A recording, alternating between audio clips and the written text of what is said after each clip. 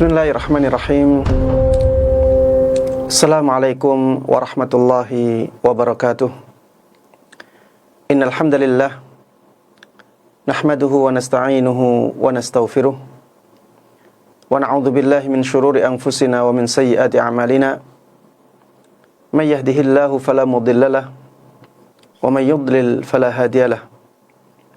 Wa asyhadu an la ilaha illallah wahdahu la syarika lah. Wa asyhadu anna Muhammadan 'abduhu wa rasuluh. Ya ayyuhalladzina amanu ittaqullaha haqqa tuqatih wa la tamutunna illa wa antum muslimun. Ya ayyuhan nas ittaqu rabbakum alladzi khalaqakum min nafsin wahidah wa khalaqa minha zawjaha wa batha minhuma rijalan katsiran wa nisaa'a wattaqullaha alladzi tasaaluna bihi wal arham innallaha kana 'alaikum raqiba. Ya ayyuhalladzina amanu ittaqullaha wa qulu qawlan sadida yuslih lakum a'malakum wa yaghfir lakum dhunubakum wa man yuti'illaha wa rasulahu faqad faza fawzan 'azima. Amma ba'd, fa inna asdaqal hadithi kitabullah wa khairal huda huda Muhammadin sallallahu alaihi wasallam wa syarral umuri muhdatsatuha fa inna kulla muhdatsatin bid'ah wa kulla bid'atin dhalalah wa kulla dhalalatin finnar. Para jemaah sekalian, kaum muslimin dan kaum muslimat, ikhwati wa akhwati fillah rahimani wa rahimakumullah. Alhamdulillah, pada kesempatan yang baik ini, di hari yang mulia, hari Jum'ah, dan dalam majelis yang mulia ini, yaitu menuntut ilmu agama, kita dipertemukan oleh Allah Subhanahu wa ta'ala. Mudah-mudahan pertemuan ini benar-benar kita dasari ikhlas, hanya untuk mengharapkan pahala dari Allah Subhanahu wa ta'ala. Dan mudah-mudahan dengan keikhlasan itu Allah Subhanahu wa ta'ala melipat gandakan amalan kebaikan kita ini dan menjadikan amalan kita ini mendatangkan banyak kebaikan, baik kebaikan dunia maupun kebaikan akhirat. Amin amin ya rabbal alamin. Tidak lupa salawat dan salam kita haturkan kepada junjungan kita Nabi Agung Muhammad sallallahu alaihi wasallam. Begitu pula kepada seluruh keluarga beliau, seluruh sahabat beliau, dan seluruh kaum muslimin yang mengikuti beliau dan para sahabatnya dengan baik hingga hari akhir nanti. Ikhwati wa akhwati fillah rahimani wa rahimakumullah. Pada majelis yang sebelumnya kita sudah membaca hadis-hadis yang sangat banyak yang dibawakan oleh Imam Al-Mundhiri rahimahullahu ta'ala dalam bab yang menjelaskan tentang celaan bagi orang yang meminta-minta padahal dia masih mampu untuk bekerja dan berusaha. Pada majelis ini sebenarnya hadis-hadis yang kita baca masih merupakan hadis-hadis yang dibawakan oleh Imam Al-Mundhiri dalam bab yang sama. Bab celaan meminta-minta padahal seseorang mampu berusaha, mampu bekerja sendiri. Namun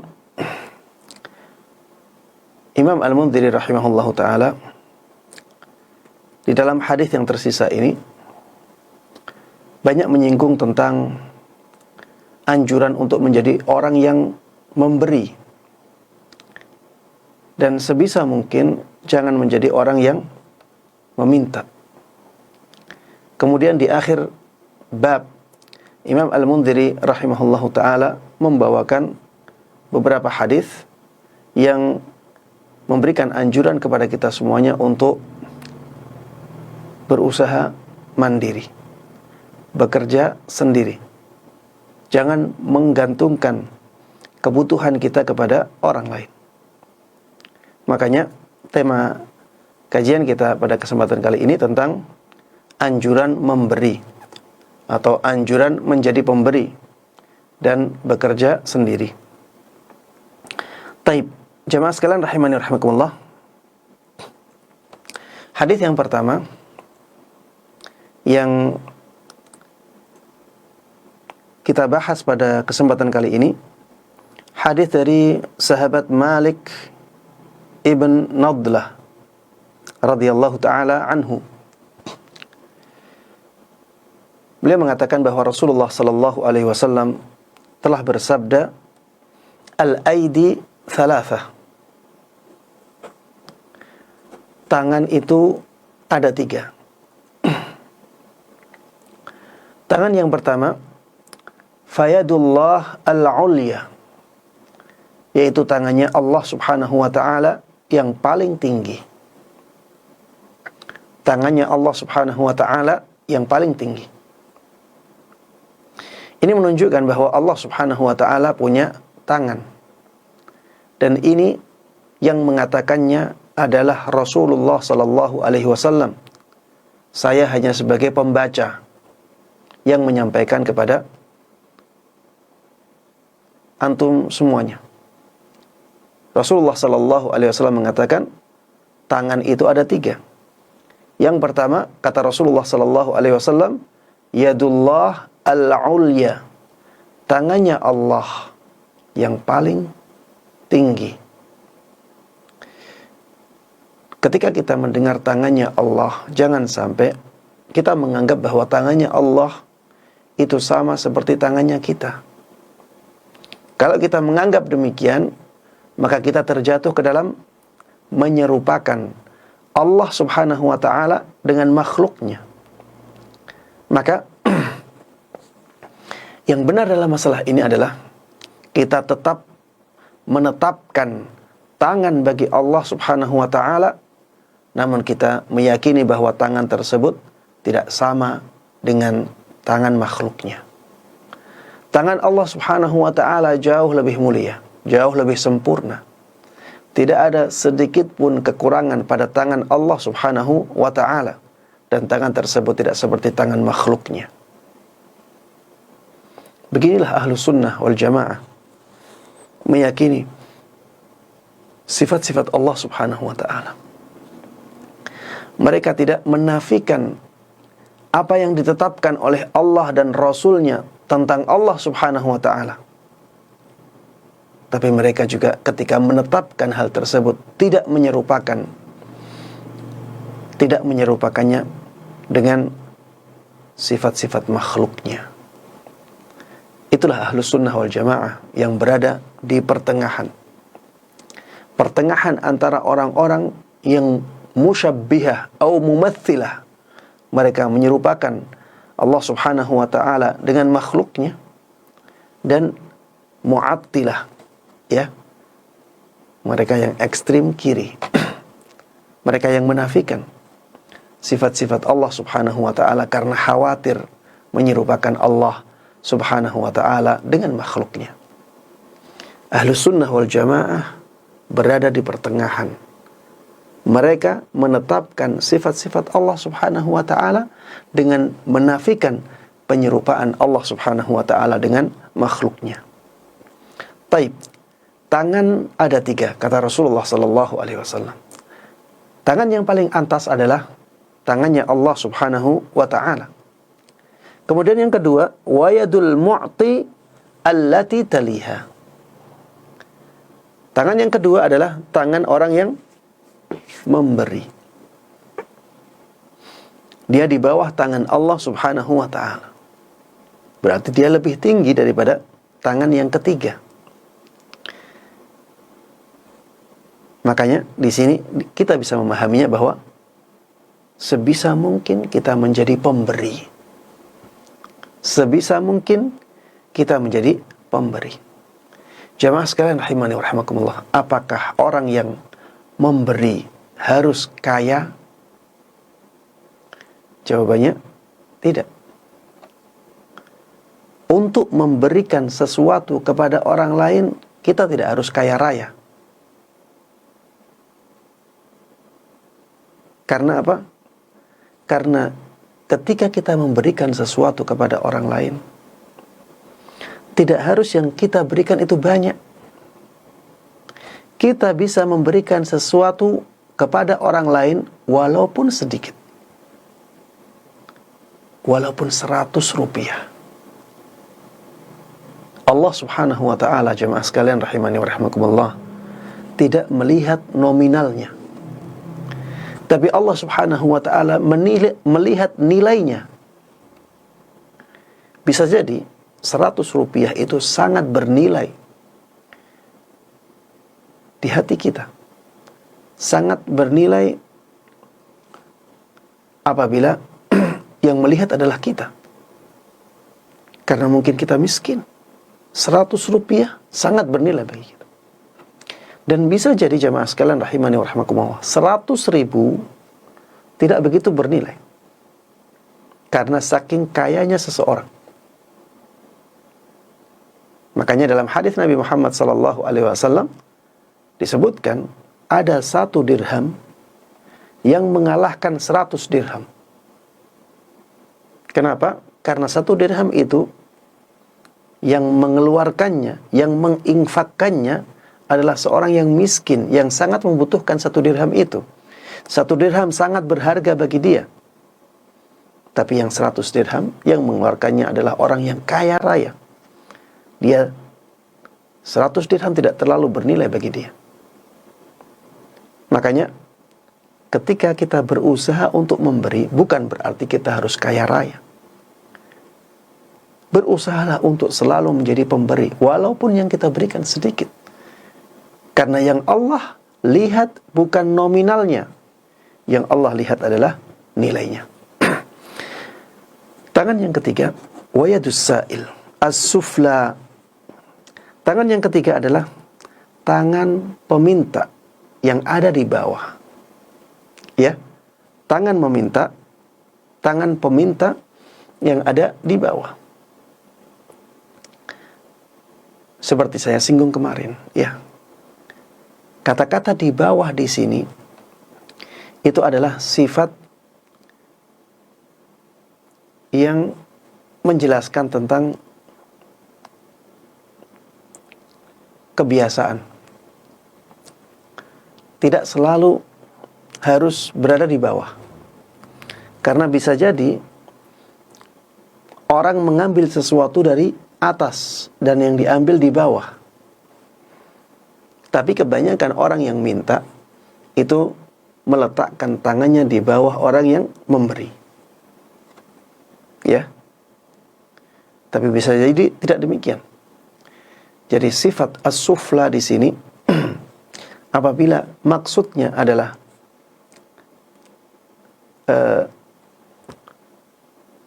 tangan yang bisa kita lihat atau menjelaskan tentang keadaan tangan ketika meminta, maka itu adalah sifat yang menjelaskan kebiasaan. Keadaan kebanyakan orang seperti itu, atau keadaan biasanya seperti itu. Bukan berarti kalau memintanya dengan meletakkan tangan di atas tidak masuk dalam hadis ini. Baik.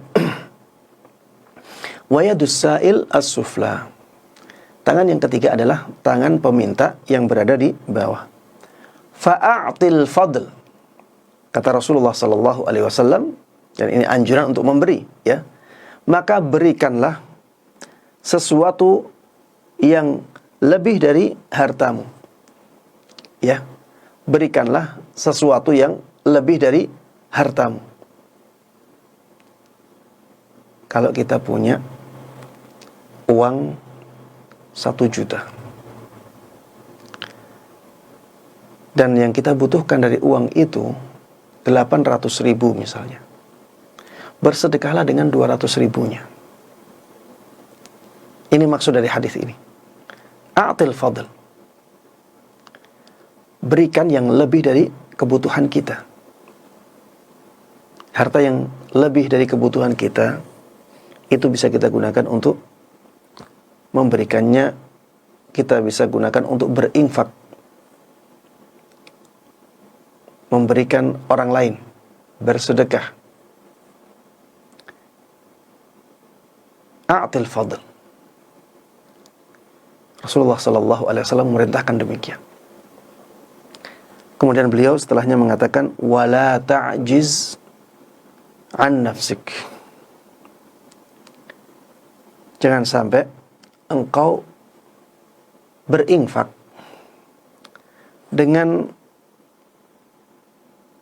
infak yang menjadikanmu tidak bisa menafkahi dirimu sendiri. Jangan sampai engkau berinfak dengan cara berlebihan, sehingga akhirnya engkau membutuhkan sedekah dari orang lain. Intinya Rasulullah sallallahu alaihi wasallam di sini memberikan anjuran kepada kita untuk menjadi orang yang memberikan sesuatu kepada orang lain. Tapi jangan berlebihan. Jangan berlebihan. Berikan kepada orang lain dari harta kita yang berlebih. Atau maksimal kita tidak menjadi orang yang bergantung kepada orang lain. Baik. Jemaah sekalian rahimani wa rahimakumullah.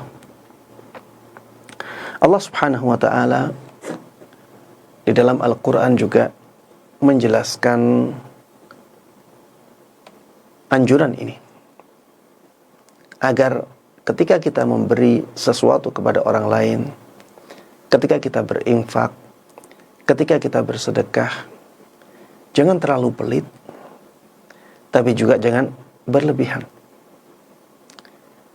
Di dalam surat Al-Isra, Allah Subhanahu wa taala berfirman, "Wala taj'al yadaka maghlulatan ila 'unuqik wala tabsutha kullal bast fataq'uda maluman mahsura." Jangan engkau jadikan tanganmu terbelenggu di leher. Maksudnya, jangan menjadi orang yang pelit, tidak mau bersedekah kepada orang lain. Wala tabsutha kullal bast. Jangan engkau buka tanganmu dengan sepenuhnya. Maksudnya jangan berlebih-lebihan dalam bersedekah, dalam berinfak. Fataq'uda maluman mahsura. Sehingga akhirnya engkau mencela dirimu dan merasa rugi. Jangan sampai seperti itu, ya. Kalau bersedekah, kalau berinfak, maka ambil jalan pertengahan. Di dalam surat Al-Furqan juga demikian. Allah Subhanahu wa taala ketika mensifati hamba-hamba Allah yang dicintai oleh Allah Subhanahu wa taala, Allah mengatakan, "Walladzina idza anfaqu lam yusrifu wa lam yaqturu wa kana baina dzalika qawama." Yaitu orang-orang yang ketika berinfak, ketika bersedekah, mereka tidak terlalu berlebihan, tapi mereka juga tidak terlalu pelit. Mereka mengambil jalan tengah. Wa kana baina dzalika qawama. Dia mengambil jalan tengah. Inilah yang diinginkan oleh Islam. Karena Islam tidak ingin kaum muslimin menjadi orang-orang yang bergantung kepada orang lain. Islam ingin kaum muslimin menjadi orang-orang yang mulia. Orang yang tidak merendahkan kepada orang lain. Orang yang tidak menampakkan kebutuhannya kepada orang lain. Dengan begitu kaum muslimin akan menjadi kaum yang mulia. Hadis yang kedua jemaah sekalian rahimani rahimakumullah, hadis dari sahabat Hakim ibn Hizam radhiyallahu taala anhu. Beliau mengatakan bahwa Rasulullah sallallahu alaihi wasallam pernah bersabda, "Al-yadul 'ulya khairun minal yadis sufla." Tangan yang di atas itu lebih baik daripada tangan yang di bawah. Tangan yang di atas maksudnya adalah tangan yang memberi. Lebih baik daripada tangan yang di bawah maksudnya adalah tangan yang meminta-minta. Wabda biman ta'ul. Maka mulailah engkau dalam memberi nafkah dari orang yang engkau tanggung kehidupannya. Ya. Kalau kita memberikan nafkah, kita berinfak, kita memberikan sesuatu kepada orang lain, mulai dari orang-orang yang menjadi tanggung jawab kita. Kalau kita sebagai seorang suami, maka mulai dari istri, mulai dari anak-anak kita, kemudian orang tua kita, kemudian kerabat-kerabat kita. Begitu pula tetangga-tetangga kita. Ya. Dari yang paling dekat dengan kita, kemudian kita memberikan kepada yang setelah itu, yang lebih jauh lagi, yang lebih jauh lagi, yang lebih jauh lagi. Seperti itulah Islam mengaturnya. Jangan sampai kita menjadikan keluarga kita kelaparan, tapi kita memberikan makan atau mencukupi kehidupan orang-orang yang jauh dari kita. Tidak seperti itu. Begitu pula jangan sampai orang tua kita kekurangan, sedangkan orang lain kita santuni, kita muliakan. Jangan sampai tetangga kita kelaparan, tapi ada orang yang jauh dari kita, kita cukupi kehidupannya. Tidak demikian. Dalam berinfak pun kita harus tahu mana yang lebih pantas untuk kita beri sesuatu. Kalau yang lebih dekat dengan kita belum kita beri, maka beri dia dahulu. Kemudian yang lebih jauh lagi, kemudian yang lebih jauh lagi. Ya. Al-aham fal-aham. Ya. Kita harus memulai dari yang paling penting, kemudian yang paling penting setelah itu. Jangan sampai dibalik. Kata Rasulullah sallallahu alaihi wasallam, "Wabda biman ta'ul." Ya. Ketika engkau memberikan sesuatu kepada orang lain, mulailah dari orang-orang yang engkau tanggung kehidupannya. Wa khairus sadaqah ma kana an dhahri ghina. Sedekah yang paling baik adalah sedekah yang diberikan saat pemberi dalam kecukupan. Sedekah yang paling baik adalah sedekah yang diberikan saat pemberi dalam kecukupan. Karena apa? Karena ketika sedekah dalam keadaan kecukupan, sedekah tersebut bisa kontinu dan bisa lebih ikhlas. Tidak kita ingat-ingat. Karena memang kita tidak terlalu membutuhkan harta itu. Kalau kita kehidupannya cukup dan yang kita keluarkan adalah yang lebih dari kecukupan kita, lebih dari kebutuhan kita, maka kita akan bisa terus bersedekah. Kata Rasulullah sallallahu alaihi wasallam, "Ahabbul a'mali ila Allah adwamuha wa in qal." Amalan yang paling dicintai oleh Allah Subhanahu wa taala adalah amalan yang paling bisa langgeng walaupun sedikit. Orang yang bersedekah ketika keadaannya cukup, maka dia akan bisa terus melanggengkan sedekahnya. Dan dia akan lebih ikhlas. Karena dia merasa tidak terlalu butuh dengan apa yang dia sedekahkan. Makanya jemaah sekalian rahimani wa rahimakumullah, jangan menunggu miskin untuk bersedekah. Jangan menunggu miskin untuk bersedekah. Jangan menunggu kita butuh sesuatu untuk bersedekah. Bersedekahlah terus. Ya. Kalau kita keuangannya mepet, sedekahnya sedikit. Keuangannya bagus, sedekahnya yang bagus. Sesuaikan dengan kemampuan kita. Dengan begitu, kita akan bisa terus merutinkan sedekah kita. Makanya jemaah sekalian rahimani wa rahimakumullah, kalau bisa ya, setiap bulan ada catatan. Ya, ini minimal ya setiap bulan. Kalau bisa setiap hari, setiap hari. Sedekah setiap hari. Misalnya, ya, kita bisa setiap hari sedekah 10.000, sedekah 10.000 setiap hari. Asalkan itu tidak memberatkan kita. Kita sedekahkan kepada anak yatim. Ya, alhamdulillah sekarang banyak lembaga-lembaga yang mau dititipi uang-uang sedekah seperti itu. Ketika sudah kita keluarkan, kita sudah dicatat oleh Allah Subhanahu wa taala sebagai orang yang bersedekah. Dan nantinya sedekah tersebut akan disalurkan oleh lembaga-lembaga itu kepada orang yang kita inginkan. Tinggal nulis ya. Sedekah untuk fakir miskin. Sedekah untuk anak-anak yatim. Sedekah untuk ma'had, untuk pondok pesantren, pondok tahfidz. Sedekah untuk masjid. Tinggal nulis. Alhamdulillah kita mudah mentransfer. Transfer 10.000 tidak ada masalah. Allah melihat nilainya, bukan nominalnya. Baik. Wa man yasta'iffa yu'iffahullah.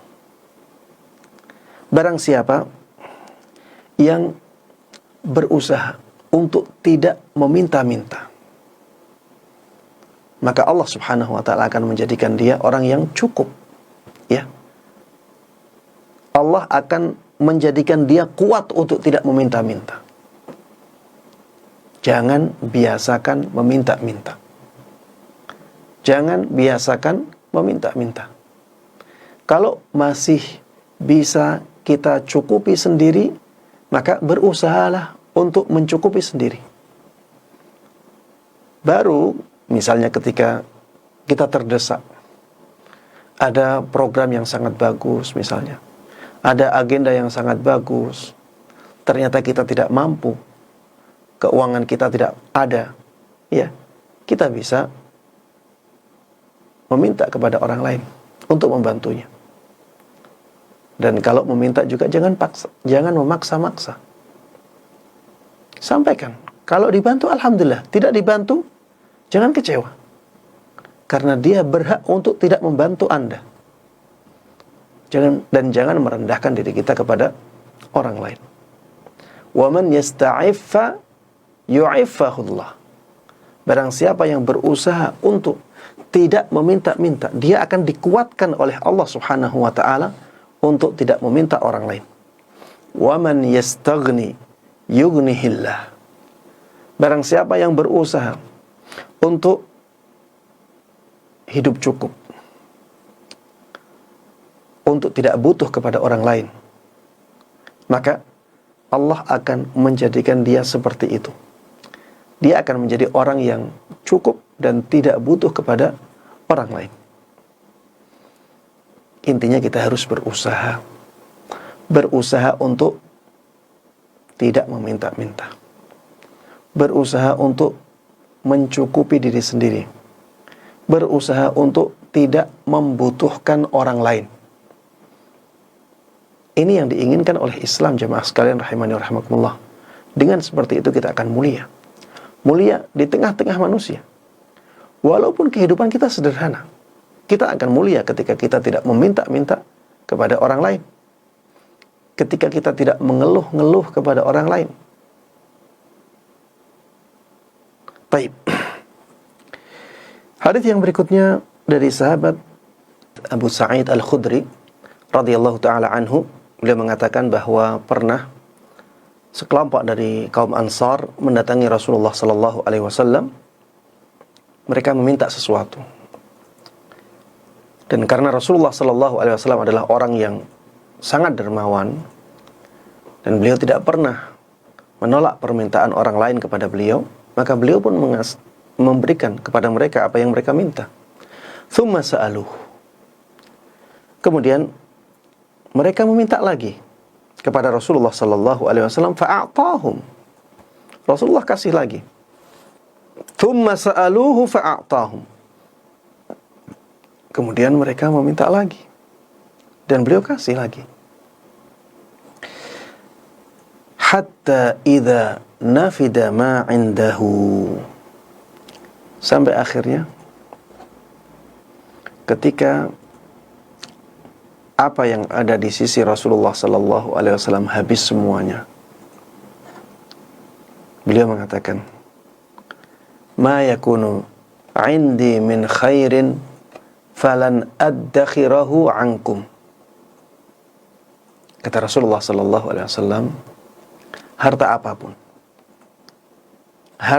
apapun yang ada di sisiku, aku tidak akan menyimpannya dari kalian. Aku tidak akan menahannya untuk kalian. Aku tidak akan pelit. Aku akan kasih. Waman ista'affa yu'iffahullah. Akan tetapi siapapun yang berusaha untuk tidak meminta-minta, Allah akan kuatkan dia untuk tidak meminta-minta. Allah akan jadikan dia merasa cukup. Waman yastaghnillah, waman yastaghni yughnihillah. Begitu pula barang siapa yang berusaha untuk tidak butuh orang lain, Allah akan jadikan dia seperti itu. Allah akan jadikan dia tidak butuh kepada orang lain. Waman yatasabbar yusabbirhullah. Barang siapa yang berusaha untuk sabar dan sabar, Allah akan jadikan dia orang yang sangat sabar. Wama a'tallahu ahadan 'ata'an huwa khairun lahu wa awsa'u minas sabr. Tidak ada pemberian yang diberikan oleh Allah Subhanahu wa ta'ala kepada seseorang yang melebihi kesabaran. Ya. Tidaklah Allah Subhanahu wa ta'ala memberikan pemberian kepada seseorang yang lebih baik dan lebih luas daripada kesabaran. Ini menunjukkan ya bahwa sabar dalam menjalani kehidupan ini sesuatu yang sangat baik dan menjadikan seseorang lapang hatinya, menjadikan seseorang mulia. Kata Rasulullah sallallahu alaihi wasallam, tidak ada sesuatu yang diberikan oleh Allah Subhanahu wa ta'ala kepada seorang hamba yang lebih baik dan lebih luas daripada kesabaran. Iya, kalau kita merasa kekurangan, bersabarlah. Jangan tergesa-gesa untuk meminta-minta kepada orang lain.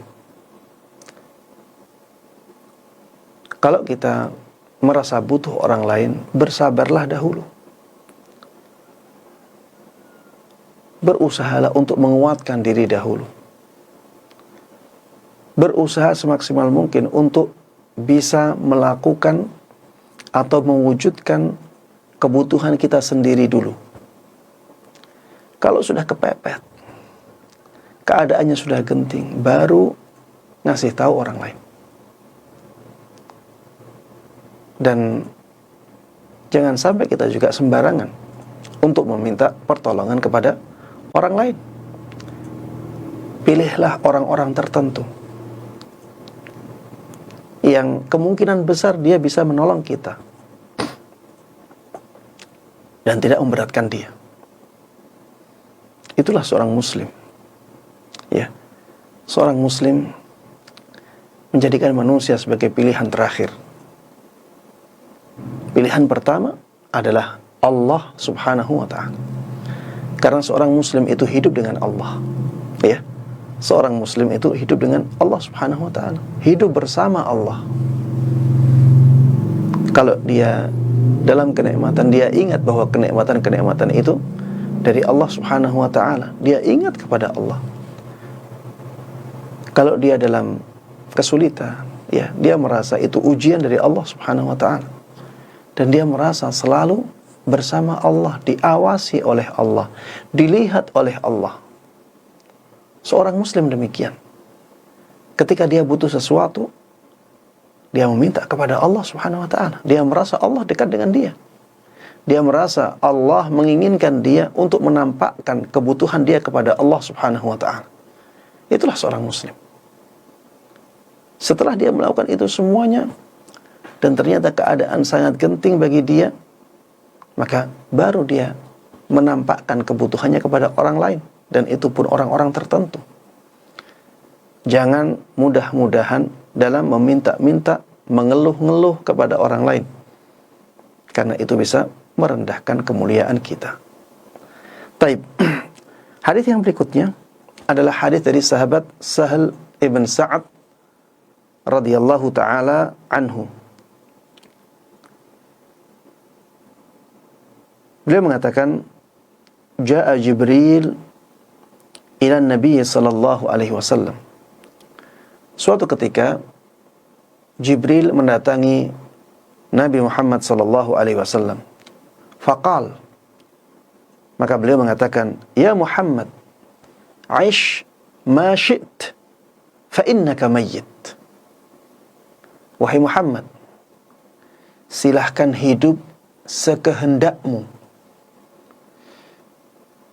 dan engkau akan mati. Ingat bahwa engkau akan mati. Hidup sesukamu. Silahkan hidup menjadi orang yang taat, atau silahkan hidup menjadi orang yang bejat. Yang jelas, engkau akan mati. Wa'mal ma syi'at fa innaka majziyun bihi. Dan lakukan apa yang engkau suka, karena sesungguhnya engkau akan dibalas. Wa ahbib man syi'ta fa innaka mufariquh. Cintai orang yang engkau suka. Silahkan cinta kepada siapapun, karena sesungguhnya engkau akan berpisah dengannya. Wa'lam anna syarafal mu'min fa innaka mayyit. Hiduplah sesukamu, tapi ingat engkau akan mati. Wa'mal ma syi'at fa innaka majziyun bihi. Lakukan apapun, ingat engkau akan dibalas. Di sana ada balasan. Kalau amalnya baik, balasannya baik. Amalnya buruk, balasannya buruk. Wa ahbib man syi'at fa innaka mufariqu. Silahkan engkau cinta kepada siapapun. Silahkan engkau menyenangi siapapun. Tapi ingat, engkau nantinya akan berpisah dengannya, kecuali Allah subhanahu wa ta'ala. Kemudian wa'lam anna syarafal mu'min qiyamul lail. Ingat-ingatlah bahwa kemuliaan seorang mukmin adalah salat malamnya. Salat malam, jamaah sekalian rahimani wa rahimakumullah, itu yang menjadikan kita mulia di sisi Allah subhanahu wa ta'ala. Dan itu juga yang menjadikan kita mulia di hadapan manusia. Wa izzahu istighna'uhu 'anil nas. Kemuliaan dia, kekuatan dia ketika dia tidak membutuhkan manusia. Ketika kita tidak membutuhkan manusia, kita menjadi mulia di tengah-tengah manusia. Kita menjadi kuat di tengah-tengah manusia. Baik, hadis yang berikutnya, hadis dari sahabat Abu Hurairah radhiyallahu taala anhu. Dari Nabi Muhammad sallallahu alaihi wasallam beliau mengatakan, "Laisal ghina an kathratil 'arad, walakinil ghina ghinan nafs."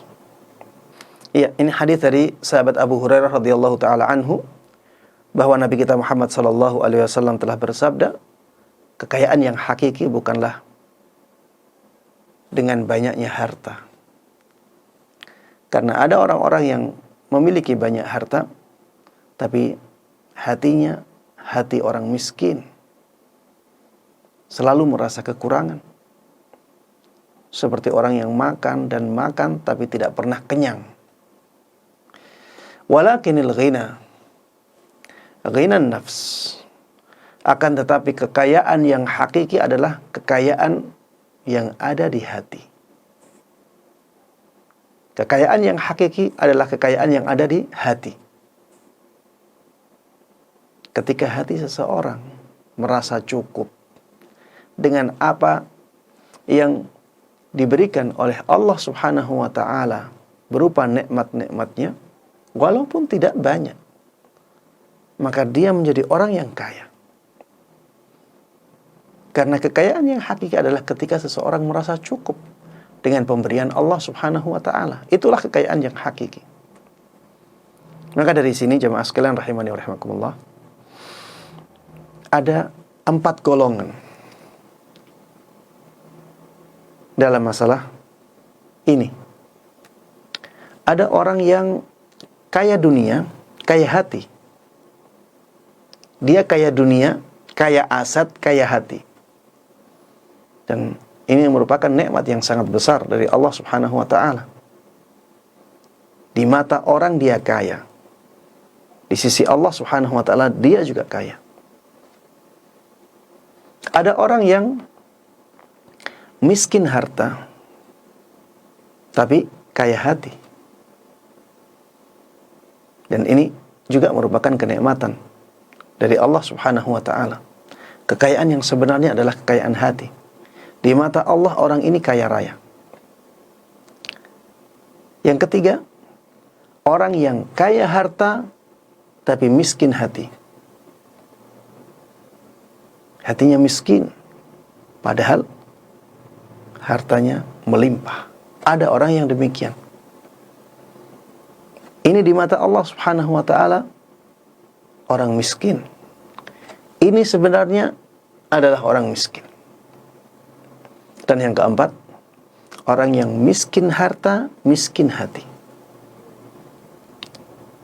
Dan ini merupakan ujian yang sangat berat yang menimpa sebagian orang.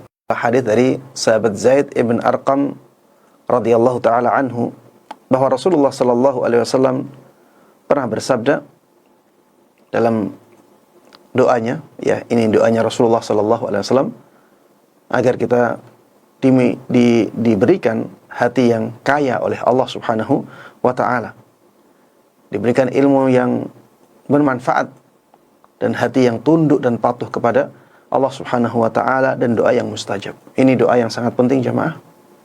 Hadisnya juga sahih. Allahumma inni a'udzubika min ilmin la yanfa'. Ya Allah, aku berlindung kepadamu dari ilmu yang tidak bermanfaat. Dari ilmu yang tidak bermanfaat. Jemaah, ilmu agama tidak selalu memberikan manfaat kepada seseorang. Ada ilmu agama yang menjadi hujjah bagi orang yang mengetahuinya. Nas'alullah as-salamah wal afiyah. Jangan sampai kita menjadi orang yang demikian. Maka kita harus banyak berlindung kepada Allah Subhanahu wa ta'ala dari keburukan ilmu yang tidak bermanfaat. Jangan sampai kita menuntut ilmu sudah capek-capek, banyak waktu yang kita korbankan, tapi ternyata akhirnya kita tidak mendapatkan ilmu yang bermanfaat. Mintalah perlindungan kepada Allah Subhanahu wa ta'ala agar Allah memberikan kepada kita ilmu yang bermanfaat dan menjauhkan kita dari ilmu yang tidak bermanfaat. Wa min qalbin la yakhsha. Aku berlindung kepadamu ya Allah dari hati yang tidak khusyuk, hati yang tidak tunduk, hati yang tidak mengagungkan Allah Subhanahu wa ta'ala, hati yang tidak merendah kepada Allah Subhanahu wa ta'ala, hati yang tidak memuliakan Allah Subhanahu wa ta'ala. Jamaah sekalian rahimani wa rahimakumullah, hati yang demikian adalah hati yang sombong, hati yang angkuh, hati yang tidak akan masuk surga.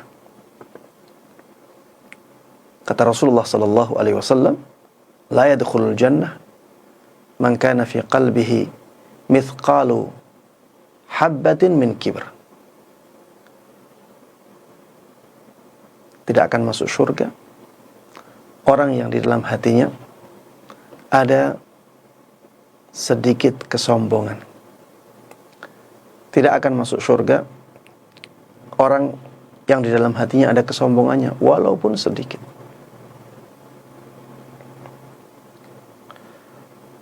Makanya ya, doa ini sangat penting. Doa perlindungan kepada Allah Subhanahu wa ta'ala dari hati yang tidak khusyuk, tidak tunduk, tidak merendah, tidak patuh kepada Allah Subhanahu wa ta'ala. Wa min nafsin la tashba', dari jiwa yang tidak kenyang, dari jiwa yang tidak bisa kenyang. Sudah dikasih kenikmatan banyak sekali oleh Allah Subhanahu wa ta'ala, tapi masih merasa kurang. Seperti orang miskin. Saya tidak mengatakan kalau sudah kaya tidak usah kerja, tidak. Teruslah bekerja, tidak ada masalah. Tapi jangan bekerja seperti orang miskin, sehingga melabrak aturan-aturan Allah Subhanahu wa ta'ala. Jangan. Allah Subhanahu wa ta'ala tetap akan memberikan rizki kepada kita apabila kita selektif dalam bekerja. Ya. Bahkan ya, ketika kita selektif dalam bekerja, Allah Subhanahu wa ta'ala akan memberkahi hasil usaha kita. Mungkin kelihatannya lebih sedikit, tapi manfaatnya jauh lebih besar karena keberkahan itu. Mari berlindung kepada Allah Subhanahu wa ta'ala dari keburukan jiwa yang tidak bisa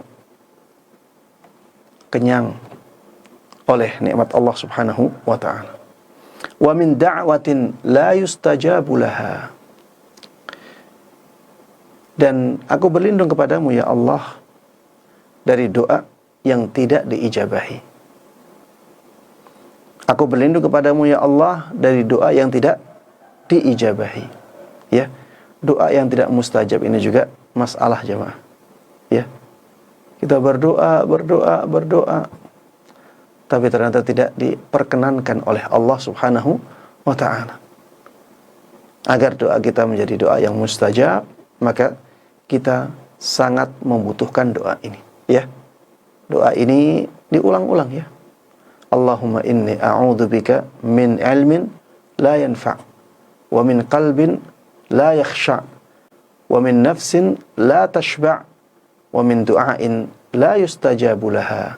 Ya, Allahumma inni a'udzubika min ilmin la yanfa' wa min qalbin la yakhsha' wa min nafsin la tashba' wa min du'ain la yustajabu laha wa min da'watin la yustajabu laha. Baik. Hadis yang berikutnya dari sahabat Abu Dzar radhiyallahu taala anhu. Beliau mengatakan bahwa Rasulullah sallallahu alaihi wasallam pernah mengatakan kepadaku, "Ya Abu Dzar, atara kathratal mal huwal ghina?" Wahai Abu Dzar, apakah engkau menganggap bahwa banyaknya harta itulah kekayaan?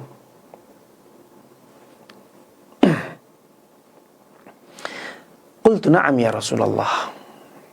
Sahabat Abu Dzar mengatakan, iya, aku menganggap seperti itu wahai Rasulullah.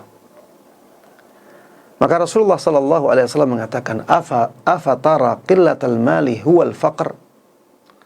Apakah engkau juga menganggap bahwa sedikitnya harta itulah kefakiran, itulah kemiskinan? Qultu na'am ya Rasulullah. Sahabat Abu Dzar mengatakan, iya, aku menganggap seperti itu wahai Rasulullah. Qal innamal ghina ghinal qalbi wal faqru faqrul qalb. Sesungguhnya kekayaan yang hakiki, sesungguhnya kaya yang hakiki adalah kayanya hati. Dan miskin yang hakiki adalah miskinnya hati. Ya, ini hampir sama dengan hadis yang sebelumnya.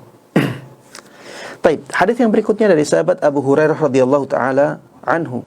Ya, hadis ini menjelaskan kepada kita siapakah orang miskin yang paling pantas untuk kita kasih. Ya. Hadis ini menjelaskan tentang siapakah di antara orang-orang miskin yang paling pantas untuk kita kasih. Rasulullah sallallahu alaihi wasallam bersabda, "Laisal miskinul ladzi tarudduhul luqmatu wal luqmatan wat tamratu wat tamratan." Orang miskin yang paling pantas untuk kita kasih bukanlah orang miskin yang berkeliling meminta-minta kepada orang-orang yang dia akan pergi dengan 1-2 buah kurma atau dengan 1 suap atau 2 suap makanan. Bukan mereka yang paling pantas untuk kita kasih sedekah. Walakinil miskin alladzi la yajidu ghinan yughni wa la yuftanu lahu fayutasaddaqu alaihi wa la yaqumu fayas'alun nas. Akan tetapi orang miskin yang paling pantas untuk kita kasih adalah orang yang tidak mendapatkan makanan yang bisa mencukupi dia, tapi orang-orang tidak tahu kalau dia kekurangan, sehingga dia diberi sedekah. Dan dia juga tidak mau berkeliling minta-minta kepada orang-orang. Inilah miskin yang sejati, yang paling pantas untuk kita kasih. Dia miskin, kekurangan sekali, tapi tidak menampakkan kemiskinannya kepada manusia, sehingga banyak orang tidak tahu kalau dia miskin.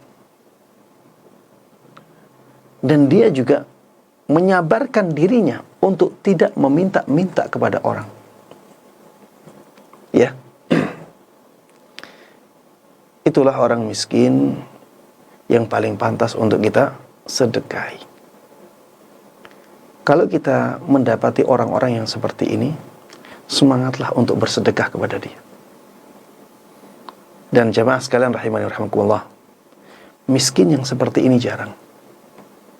Makanya kalau kita dapat orang yang seperti ini, perhatikanlah.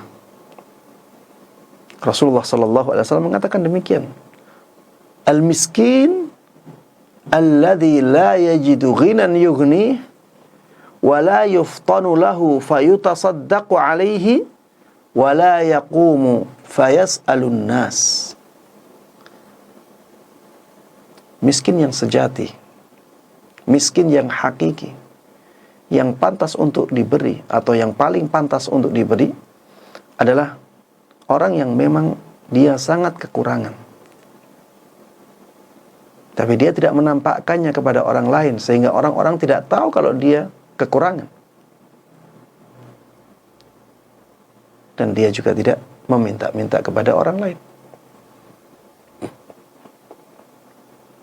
Ini juga menjadi dalil akan dianjurkannya kita bersabar.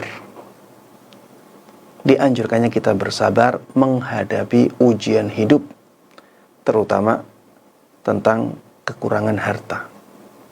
Ya, terutama ujian kekurangan harta. Rasulullah sallallahu alaihi wasallam tidaklah mengatakan seperti ini kecuali untuk mendorong kita agar kita tidak menunggu orang lain meminta-minta baru kita kasih. Tapi lihatlah keadaan sekitar. Lihatlah keadaan sekitar.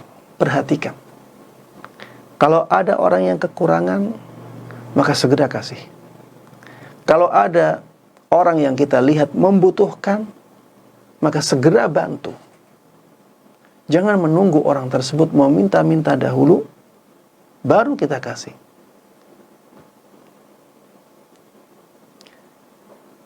Jemaah sekalian rahimani wa rahimakumullah, banyak orang-orang di sekitar kita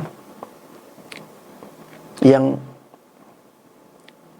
sebenarnya sangat membutuhkan uluran tangan,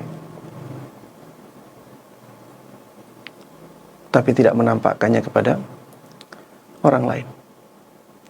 Walaupun kalau di persentase mereka yang menampakkan kebutuhannya jauh lebih banyak, tapi tetap saja ya banyak orang-orang miskin yang tidak mau menampakkan kemiskinannya. Maksudnya tidak mau menampakkan kekurangannya. Dia tidak mau minta kepada orang lain. Ya, walaupun persentase mereka apabila dibandingkan dengan yang menampakkan kekurangannya lebih kecil, tapi mereka masih banyak. Makanya ya, pekalah kepada lingkungan sekitar, terutama tetangga-tetangga kita jamaah sekalian rahimani wa rahimakumullah. Ya mungkin yang hidup di kota besar, mungkin tetangga-tetangganya kebanyakan orang-orang kaya. Tapi yang hidup di pedesaan, pekalah terhadap lingkungan. Banyak ya orang-orang yang sangat memprihatinkan keadaannya, tapi mereka tidak mau menampakkan kekurangannya kepada orang lain. Taib. Hadis yang berikutnya dari sahabat Abdullah ibn Umar radhiyallahu taala anhu. Abdullah ibn Amr radhiyallahu taala anhuma. Beliau mengatakan bahwa Rasulullah sallallahu alaihi wasallam pernah bersabda, "Qad aflaha man aslama wa ruziqa kafafa wa qanna'ahu Allah bima atah." Sungguh beruntung orang yang Islam, ya, orang yang memeluk agama Islam dan diberikan kecukupan. Maksud dari kecukupan di sini adalah kecukupan hati. Dia tidak meminta-minta kepada orang lain. Wa qanna'ahu Allahu bima atah. Dan Allah Subhanahu wa taala menjadikan dia qanaah dengan apa yang diberikan oleh Allah kepada dia. Sungguh beruntung orang yang telah memeluk Islam dan Allah berikan kecukupan, ya. Kecukupan, ya, kehidupannya cukup. Hatinya juga merasa cukup, ya. Wa qanna'ahu Allahu bima atah. Dan dia diberikan hati yang qanaah dalam rizki yang diberikan oleh Allah kepada dia. Ini dikatakan oleh Rasulullah sallallahu alaihi wasallam sebagai orang yang beruntung, ya. Orang yang beruntung. Maka kalau kita sudah diberikan kecukupan oleh Allah Subhanahu wa taala, kemudian hati kita hati yang qanaah, ya. Hati kita merasa cukup dengan apa yang diberikan oleh Allah tersebut, maka berbahagialah. Berbahagialah. Rasulullah katakan, qad aflah. Orang yang seperti itu adalah orang yang beruntung. Taib.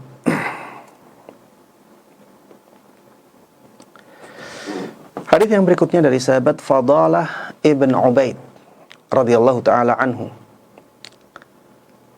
Beliau mengatakan bahwa beliau pernah mendengar Rasulullah sallallahu alaihi wasallam bersabda, "Tuba liman hudiya lil Islam wa kana 'aishuhu kafafan wa qana'. Sungguh beruntung orang yang diberikan hidayah Islam dan kehidupannya berkecukupan dan dia hatinya menerima kehidupan tersebut. Hatinya qanaah. Ini dikatakan oleh Rasulullah sallallahu alaihi wasallam sebagai orang yang sangat beruntung. Kalau kita sudah mendapatkan hidayah Islam, kehidupan kita cukup, ya, dan hati kita qanaah, sungguh itu merupakan sesuatu yang luar biasa. Bersyukurlah kepada Allah Subhanahu wa taala. Baik. Hadis yang berikutnya dari sahabat Abu Umamah radhiyallahu taala anhu. Beliau mengatakan bahwa Rasulullah sallallahu alaihi wasallam pernah bersabda, "Ya ibna Adam, innaka an tabdhul al-fadla khairun lak wa an tumsikahu syarrun lak wa la tulamu ala kafaf wabda biman ta'ul wal yadul ulya khairun minal yadis sufla." Wahai anak Adam, sungguh ketika engkau memberikan harta yang lebih dari kebutuhanmu, itu lebih baik. Sebaliknya, ketika engkau menahan harta yang sebenarnya lebih dari kebutuhanmu, maka itu lebih buruk. Dan engkau tidak dicela ketika menahan harta yang menjadi kebutuhanmu. Harta yang menjadi kebutuhan orang-orang yang engkau tanggung. Karena memang Islam tidak menginginkan kita meminta-minta dan merasa butuh kepada orang lain. Sehingga ketika kita tidak menginfakkan, tidak bersedekah dengan harta yang masih menjadi kebutuhan kita, maka ini tidak tercela. Tidak masalah ya kita tidak bersedekah karena memang kita sangat membutuhkan harta kita. Tapi jamaah sekalian rahimani wa rahimakumullah, kalau kita berusaha untuk tetap sedekah, maka tentunya itu lebih baik. Walaupun nominalnya sedikit. Walaupun itu nominalnya sedikit, dan bisa jadi ya harta tersebut menjadi pembuka rezeki kita dan akhirnya kita dilapangkan hartanya oleh Allah Subhanahu wa taala dengan sedekah yang sedikit-sedikit itu. Wabda biman ta'ul, ya, dan mulailah dari orang yang menjadi tanggunganmu, menjadi tanggung jawabmu. Ya, seperti istri, anak-anak, orang tua, kerabat, ya, yang menjadi tanggungan kita, perhatikan mereka. Mulailah sedekah dari mereka. Jamaah sekalian rahimani wa rahimakumullah. Ketika suami memberikan sesuatu kepada istri, sebenarnya ini juga sedekah. Allah akan catat itu sebagai sedekah. Ketika seorang ayah memberikan harta kepada anak, sebenarnya ini sedekah. Sebenarnya ini infak, ya. Walaupun tidak terasa seperti infak, tidak terasa seperti sedekah, tapi sebenarnya itu sedekah. Karena Rasulullah Sallallahu Alaihi Wasallam mengatakan demikian. Rasulullah mengatakan demikian. Wabda biman ta'ul. Mulailah dari orang-orang yang menjadi tanggung jawabmu. Mulailah dalam apa? Dalam sedekah, dalam infak. Karena konteks hadis ini adalah tentang memberikan infak kepada orang lain.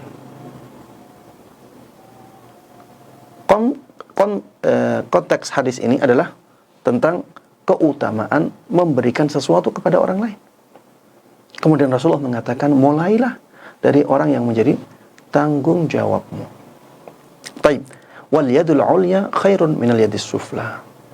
Dan tangan yang di atas itu lebih baik daripada tangan yang di bawah.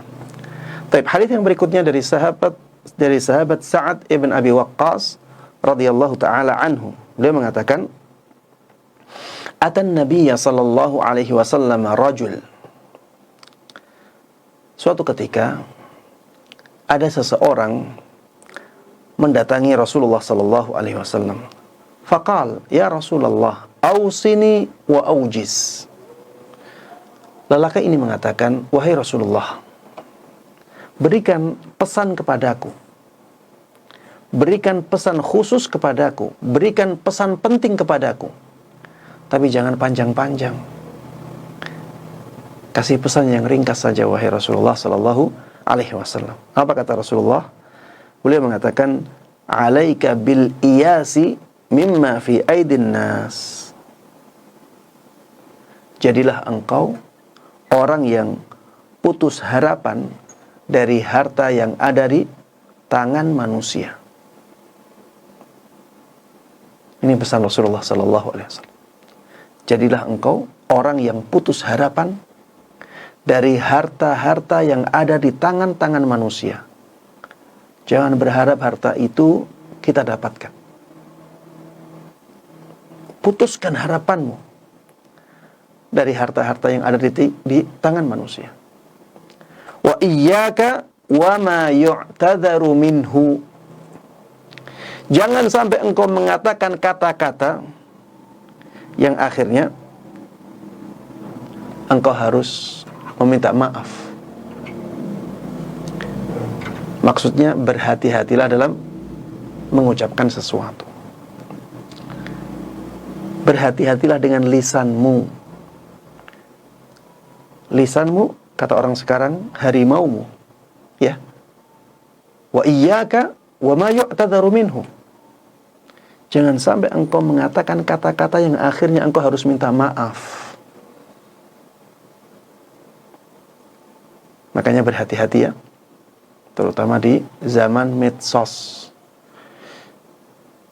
Ya, baik itu di komentar, ya tulisan, di buku, ataupun di tempat-tempat yang lainnya.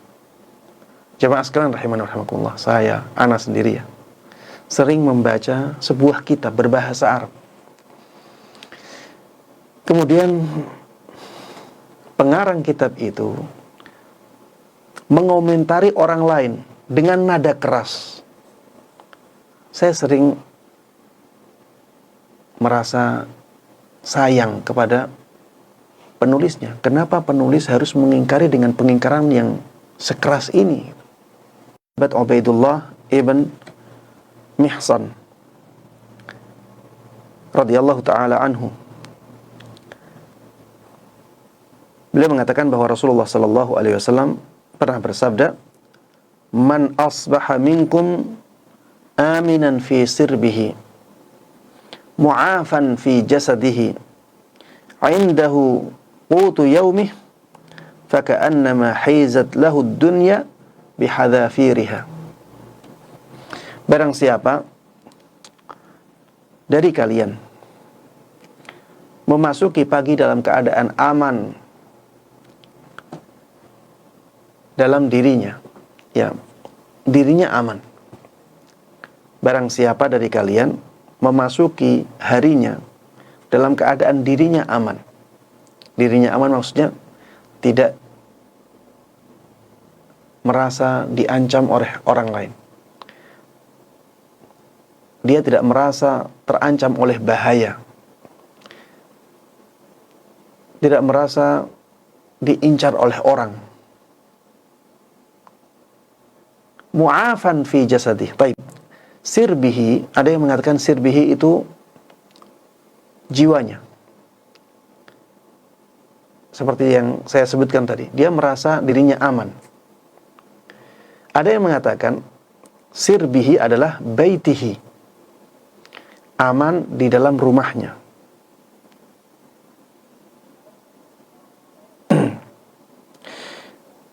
Sirbihi artinya dirinya, tapi kata-kata ini bisa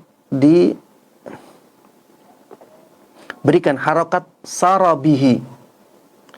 Kalau kata-katanya sirbihi artinya dirinya. Kalau kata-katanya sarabihi artinya rumahnya.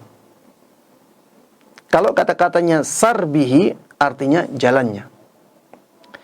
Tapi makna yang paling kuat di sini adalah sirbihi, ya. Sirbihi artinya dirinya.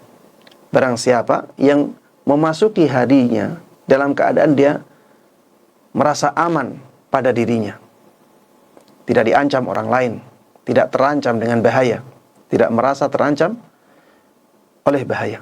Mu'afan fi jasadihi, jasadnya sehat, jasadnya selamat, maksudnya sehat. Indahu qutu yaumi, dan dia punya makanan untuk hari itu.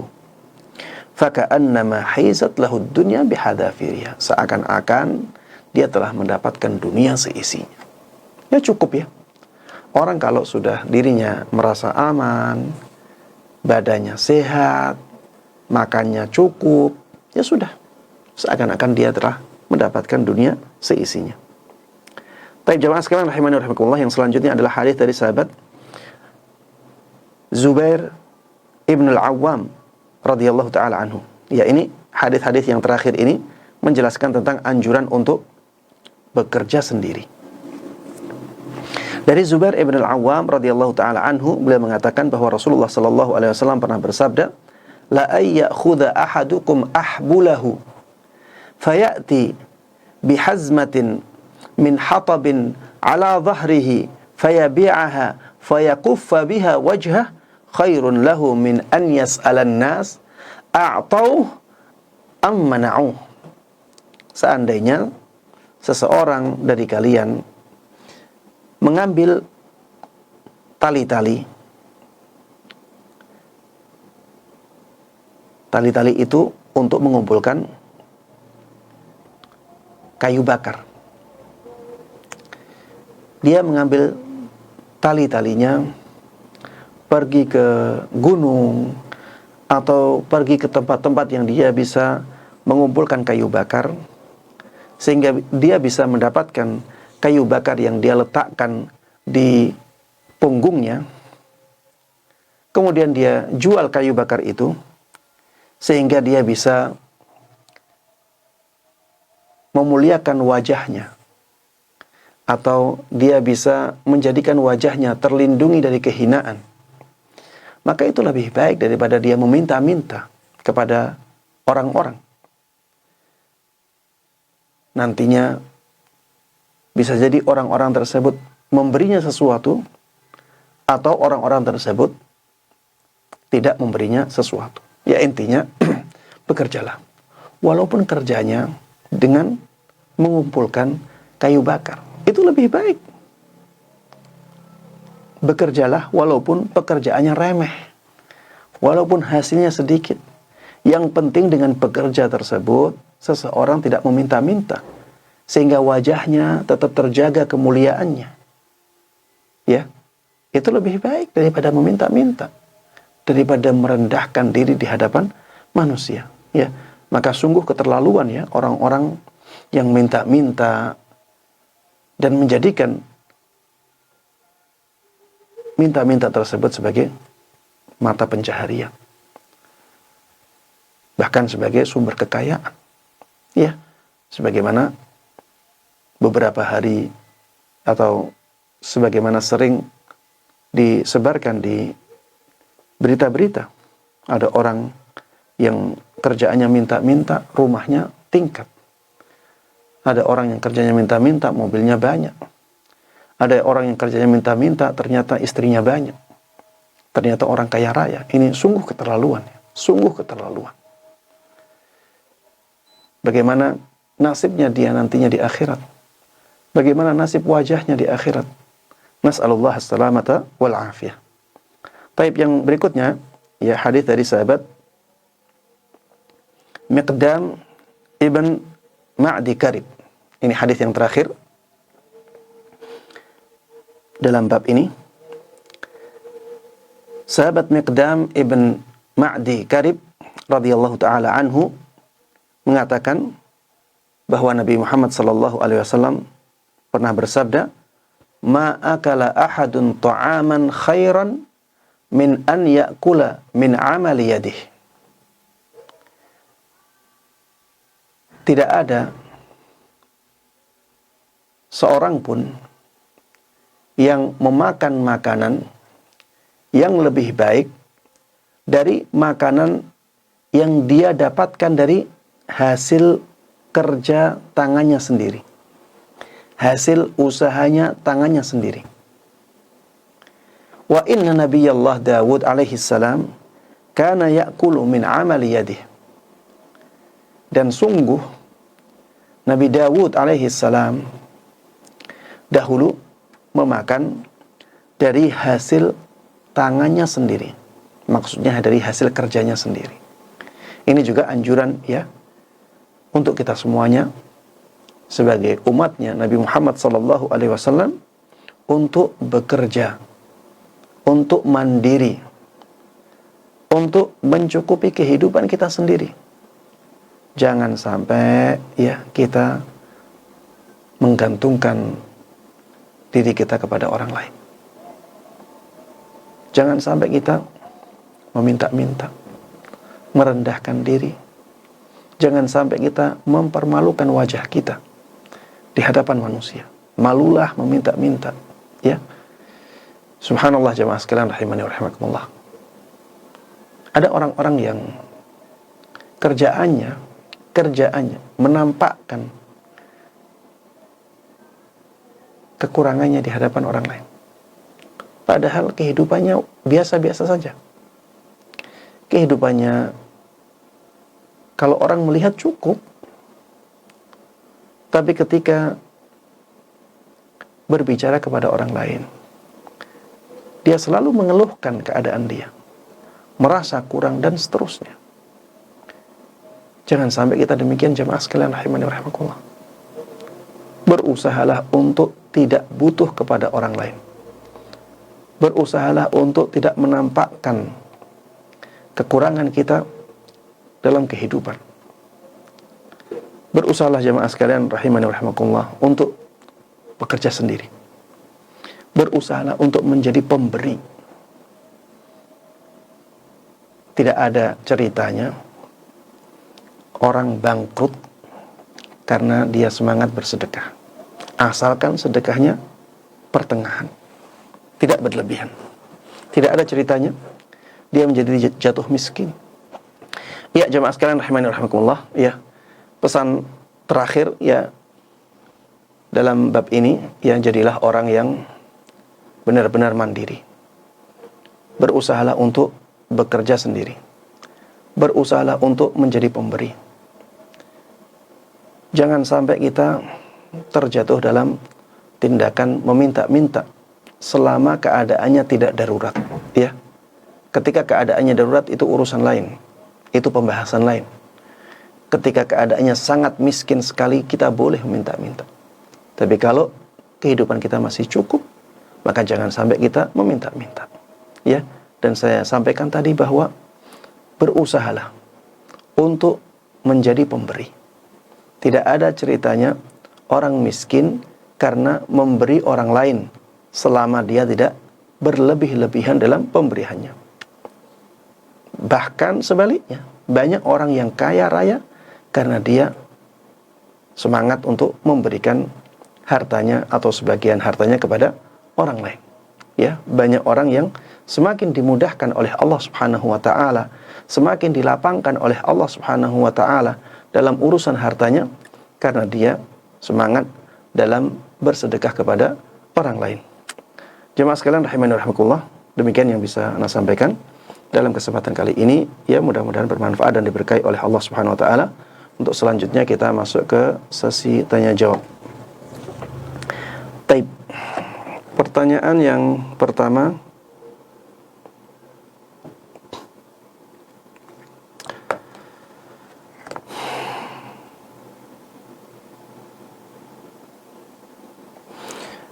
Assalamualaikum warahmatullahi wabarakatuh.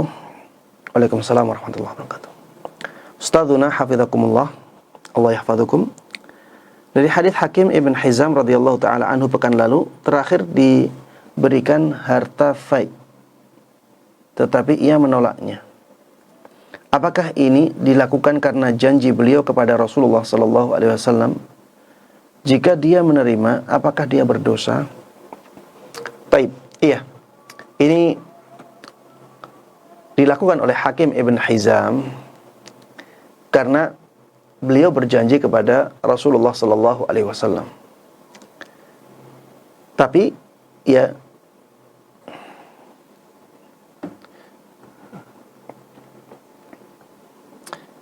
sebentar kita lihat hadisnya yang kemarin.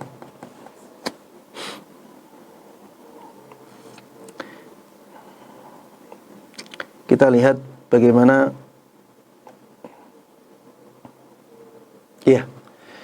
perkataan Hakim Ibn Hizam kepada Rasulullah sallallahu alaihi wasallam, ini janji beliau, "Walladzi ba'atsaka bil haqq."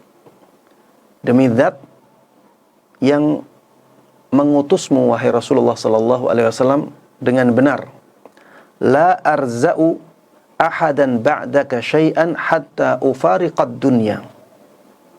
Beliau mengatakan, aku tidak akan mengambil dari seorang pun setelahmu. Aku tidak akan mengambil harta dari seorang pun setelahmu sampai aku meninggal dunia. Itulah janji. Ya, itu janji beliau. Jadi kalau misalnya beliau melanggar janji ini, ya tentunya ada kafaratnya, ya ada tebusannya. Ada tebusannya. Karena ini sumpah ya. Dan seseorang tidak boleh melanggar sumpahnya. Kalau dia melanggar sumpah seperti ini, maka ada kafaratnya. Dia harus bertaubat dan harus membayar kafarat. Memang ya janjinya seperti itu. Walladzi ba'atsaka bil haqq la azra'u ahadan ba'daka syai'an hatta ufariqad dunya. Demi zat yang mengutusmu dengan benar, aku tidak akan mengambil apapun dari seorang pun setelahmu sampai aku meninggal dunia. Baik. Pertanyaan yang kedua. Assalamualaikum warahmatullahi wabarakatuh. Waalaikumsalam warahmatullahi wabarakatuh. Semoga Ustadz dan keluarga serta kaum muslimin selalu dilimpahi ketaatan kepada Allah Subhanahu wa taala. Amin amin ya rabbal alamin. Ustadz izin bertanya, ada kerabat yang suka sekali minta ditraktir makan di restoran. Apakah termasuk dalam hadis yang dibahas? Bagaimana cara menghadapinya? Mohon petunjuknya Ustadz. Jazakumullahu khairan. Iya, kalau dia orang yang berkecukupan, maka ya permintaan seperti itu masuk dalam celaan. Permintaan seperti itu masuk dalam celaan. Karena dia cukup. Dan sebenarnya tidak makan di restoran pun ya tidak menjadikan dia kelaparan. Maka sebenarnya yang seperti itu tidak dibolehkan atau paling tidak makruh. Paling tidak dicela di dalam Islam. Bagaimana cara menghadapinya? Ya, sebenarnya ya tidak masalah kita mentraktir dia. Sebenarnya tidak ada masalah. Dari sisi orang yang memberikan tidak ada masalah sama sekali. Coba lihat Rasulullah sallallahu alaihi wasallam ya di hadis-hadis yang kita bahas di majelis sebelumnya. Disebutkan di situ Rasulullah sallallahu alaihi wasallam mengatakan, sungguh aku tahu ada orang-orang yang saya kasih dan dia ambil. Dan aku melihat apa yang saya kasih itu adalah api neraka yang sedang dia kepit di ketiaknya. Sampai-sampai sahabat Umar radhiyallahu taala anhu bertanya kepada Rasulullah, "Wahai Rasulullah, kamu kan tahu kalau itu api neraka, kenapa kau kasih ke dia?" Kata Rasulullah sallallahu alaihi wasallam, orang-orang kata Rasulullah sallallahu alaihi wasallam, Allah tidak menghendaki aku menjadi orang bakhil. Tapi orang-orang tersebut tidak menghendaki kecuali meminta kepadaku. Ya, Rasulullah mengatakan demikian. Orang-orang tersebut tidak mau kecuali meminta kepadaku, sedangkan aku tidak boleh menjadi orang yang bakhil. Makanya aku kasih tetap. Dari sini kita tahu ya bahwa dari sisi pemberi tidak ada masalah. Kita memberi kepada orang yang tidak berhak. Sebenarnya dia tidak berhak untuk meminta-minta. Tapi kita sungkan, ya, atau kita tidak mau menjadi orang yang bakhil. Akhirnya kita tetap kasih. Tapi di tangan dia itu haram. Dia berdosa dengan meminta-minta itu. Ya, sebagai orang pemberi tidak ada masalah sama sekali. Baik yang meminta-minta itu berdosa ataukah tidak. Karena kita sebagai pemberi. Adapun tentang nasihat, ya kita bisa sampaikan. Sampaikan kepada dia tentang hadis-hadis, ya. Sampaikan kepada dia bahwa sebenarnya kita tidak masalah mentraktir dia. Tapi tindakan dia itu masuk dalam celaan hadis ini. Ya, sampaikan hadisnya. Rasulullah mengatakan demikian, Rasulullah mengatakan demikian, Rasulullah mengatakan demikian. Jangan minta. Kalau saya ajak, maka tidak ada masalah mengiyakan. Tapi kalau minta, jangan. Seperti itu lebih baik dan mudah-mudahan nasihat kita diterima, ya. Kalau tidak diterima dan dia tetap minta-minta, ya tidak ada masalah kita kasih. Kecuali kalau kita sudah merasa keberatan, ya tidak ada masalah kita menolak permintaan orang lain. Baik. Pertanyaan yang berikutnya, Afwan Ustadz izin bertanya, apakah kita boleh meminta klaim pengobatan dan biaya perawatan kendaraan ke kantor? Karena jika tidak diklaim, maka akan mengurangi biaya rumah tangga yang sudah dibudgetkan. Syukran, jazakumullah khair, barakallahu fikum. Tidak ada masalah, ya. Karena ini sudah menjadi hak kita. Itu hak kita yang disediakan untuk kita. Itu jatah kita. Jadi tidak masuk dalam tindakan meminta-minta, tidak, ya. Klaim itu sebenarnya adalah harta yang disediakan untuk kita. Kalau kita klaim, maka kita ambil. Kita tidak klaim, kita tidak ambil. Jadi ini bukan meminta-minta yang dicela. Memang sudah ada jatah untuk kita di sana.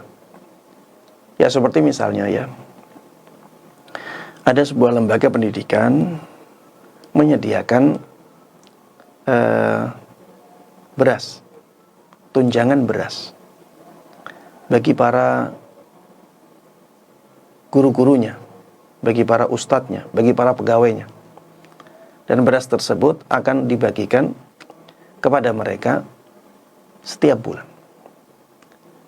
Ketika orang-orang ini datang untuk mengambil beras, ini bukan tindakan meminta-minta.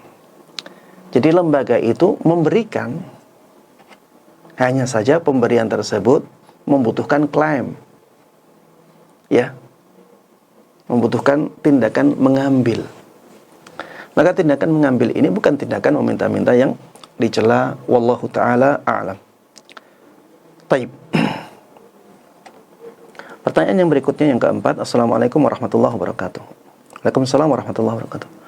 Ustadzuna hayyakumullah, Allah yuhayyikum. Anak ibu rumah tangga mendapatkan nafkah dari suami yang alhamdulillah berkecukupan. Anak sangat bahagia bila bisa membantu dan memberi. Qadarullah, saudara-saudara dan lingkungan anak banyak orang yang susah. Kadang dana yang diberikan suami habis sebelum waktunya dan kadang suami menegur anak. Tapi bila ada saudara atau teman yang minta bantuan, anak merasa tidak tega untuk tidak membantunya. Hati sering mengatakan mungkin mereka tidak ada yang bisa bantu selain anak. Sementara anak bisa mendapatkannya lagi. Khususnya dari suami, ya. Maka dana terus anak keluarkan. Mohon nasihatnya Ustadz, apa yang harus anak lakukan? Jazakumullah khairah wa barakallahu fikum. Baik. Bagi penanya dan bagi yang sama dengan penanya, seorang istri ketika bersedekah dengan harta suami, ketika bersedekah dengan harta suami, jadi ini suaminya ngasih jatah untuk keluarga, berarti bukan untuk istri. Maksudnya bukan khusus untuk istri. Istri boleh makan dari situ, tapi bukan khusus untuk dia. Pada harta-harta yang seperti ini, yang didapatkan dari suami, ketika sedekahnya sedikit dan diperkirakan suami akan merelakan, maka tidak ada masalah. Dan suami dapat pahala sebagaimana istri dapat pahala. Taib. Kalau nominalnya banyak, maka istri tidak boleh mengeluarkannya tanpa izin suami. Ini harus digarisbawahi jamaah. Karena itu bukan murni harta istri. Itu diberikan oleh suami untuk keluarga, untuk kebutuhan keluarga, bukan untuk yang lain. Ketika untuk orang lain, nominalnya sedikit dan diperkirakan suami akan merelakan, kemungkinan besar suami akan merelakan, tidak ada masalah. Tapi kalau nominalnya besar, maka kemungkinan besar suami akan menanyakannya. Dan ternyata memang demikian ya. Suami menegur. Kalau sampai suami menegur, berarti sebenarnya suami tidak rela. Yang seperti ini tidak boleh. Kalau ingin bersedekah kepada orang-orang yang seperti itu, sedekah dari harta sendiri. Yang ada di tabungannya, yang ada di rekeningnya. Harta istri sendiri.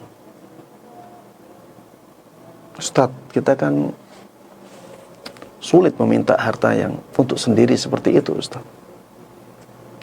Maka jawabannya, sedekah itu tidak diwajibkan kalau kita tidak ingin bersedekah.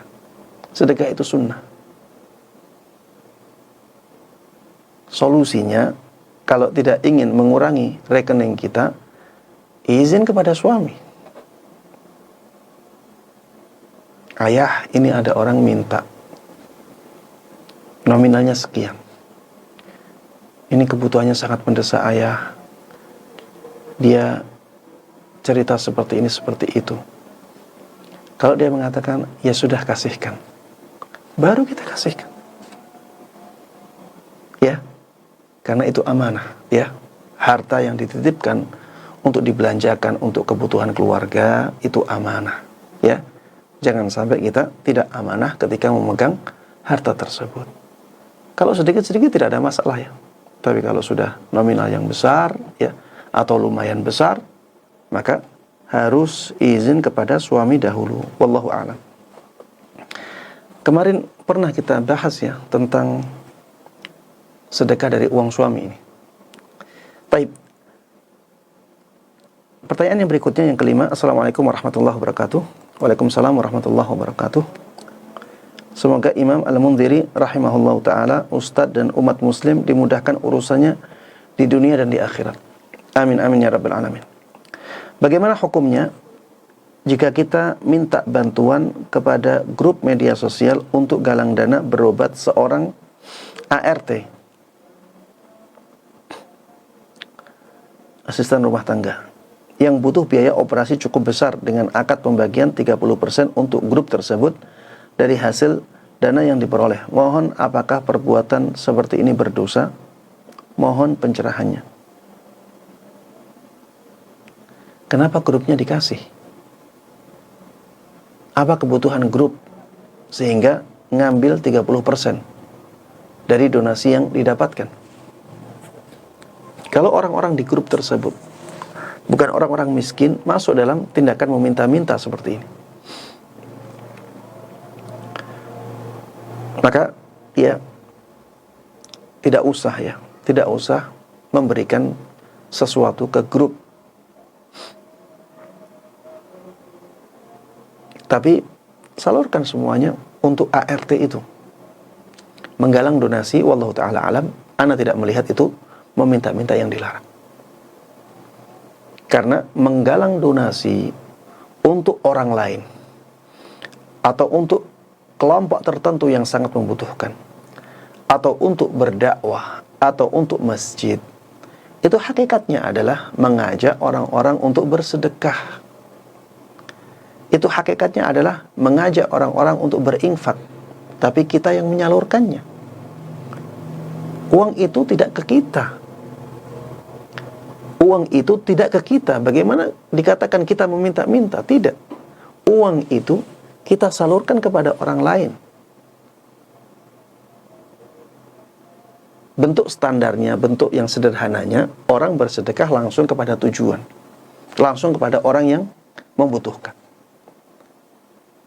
Karena banyak orang yang kesusahan seperti ini, kesusahan untuk melakukan yang seperti ini. Karena apa? Karena banyak orang yang tidak tahu siapa yang membutuhkan. Dan banyak orang yang tidak tahu bagaimana menyalurkan uangnya kepada yang membutuhkan. Akhirnya ada pihak yang mencari donasi ini, memberitahukan kepada orang-orang, ini loh ada orang yang membutuhkan. Kalau mau berdonasi dan dititipkan ke saya akan salurkan ke sana.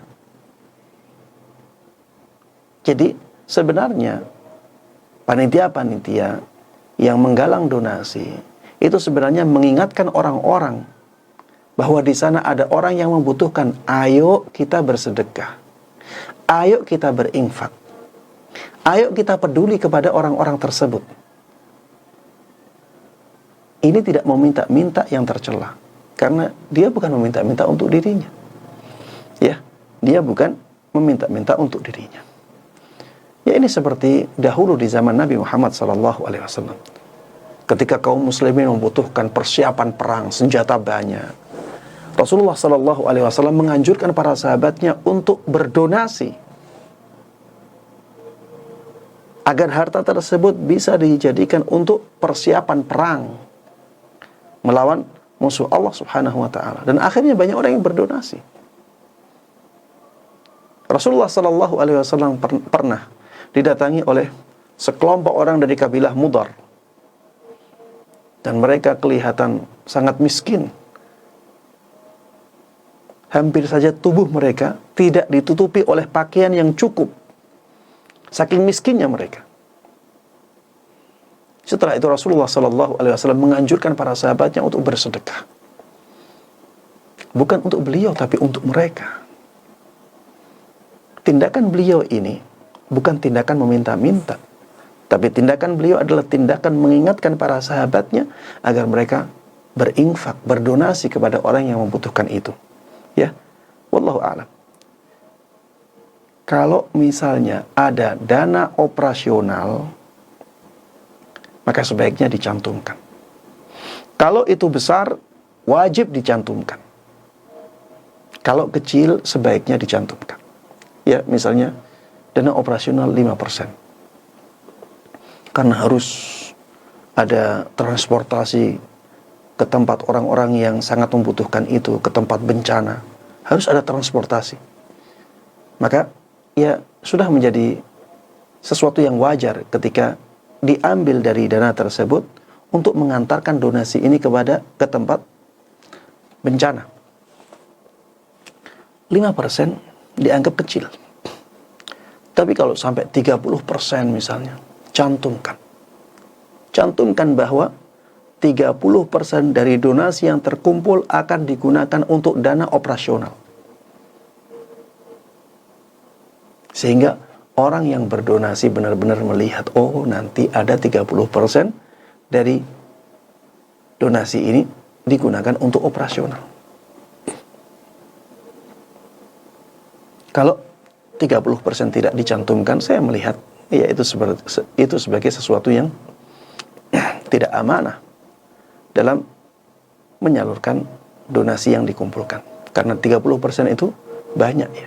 30% itu banyak. Bayangkan ya, 1 juta diambil 30%-nya berapa? 300.000. 10 juta, 30%-nya 3 juta. Coba kalau 1 M. 30%-nya 300 juta. Bukan sesuatu yang sedikit ya, 30% itu.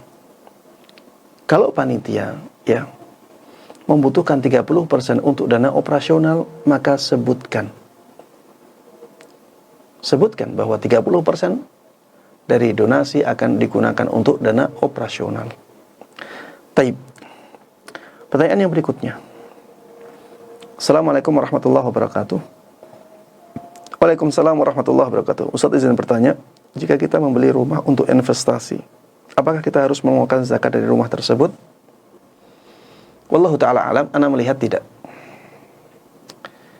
Kecuali kalau menjadi barang dagangan. Beda antara investasi dengan barang dagangan ya. Beda. Kalau barang dagangan ya diperdagangkan. Dijual, beli lagi yang lain, jual lagi, beli lagi yang lain. Itu barang dagangan. Kalau investasi ya dia beli, kemudian dia biarkan, atau dia sewakan, atau dia gunakan untuk yang lain. Investasi dia simpan dalam bentuk aset rumah. Allah Ta'ala alam, ana melihat yang seperti ini tidak ada kewajiban zakatnya. Tidak ada kewajiban zakatnya.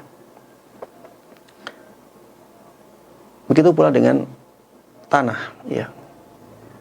Tidak ada kewajiban zakatnya selama tidak jadi harta dagangan. Baik, yang terakhir, yang ketujuh ya, mohon maaf atas pertanyaan-pertanyaan yang lain yang tidak bisa dijawab. Bismillah, assalamualaikum warahmatullahi wabarakatuh. Waalaikumsalam warahmatullahi wabarakatuh. Ustaz hafizakumullah, apa hukumnya menjual dan memakai barang yang palsu KW? Jazakumullah khairah untuk jawabannya. Kalau memakainya tidak ada masalah ya. Memakainya tidak ada masalah. Membelinya ketika tahu itu KW juga tidak ada masalah. Yang menjadi masalah adalah orang yang membuatnya. Ya, orang yang membuatnya. Itu yang ada masalahnya. Itu pun masih diperinci oleh sebagian ulama. Tapi kalau membeli tahu itu barang KW, kita beli karena harganya lebih murah dan kita butuh dengannya, maka wallahu ta'ala alam, ana melihatnya tidak ada masalah ya. Yang menjadi masalah tadi ya, yang buatnya. Karena ya di sana ada hukuk, entah hukuk al-ibtikar atau hak-hak yang lain ya. Hak penemuan atau hak merek, hak-hak yang lain ya, yang dilanggar. Dan ketika hak itu dilanggar, maka dia berdosa dari sisi melanggar haknya. Tapi dari sisi dia mendapatkan hasil dari materi barangnya, ana melihat ya halal. Materi barangnya halal karena memang materi barangnya berharga. Dia dosanya di mana? Dosanya karena dia melanggar hak tadi. Dosanya karena dia melanggar hak tadi. Seharusnya tidak boleh ditiru, dia tiru. Menirunya ini yang berdosa. Tapi barangnya ada harganya, barang itu. Barang itu tetap ada harganya. Ketika dijual, ya, maka hasil dari penjualan itu halal.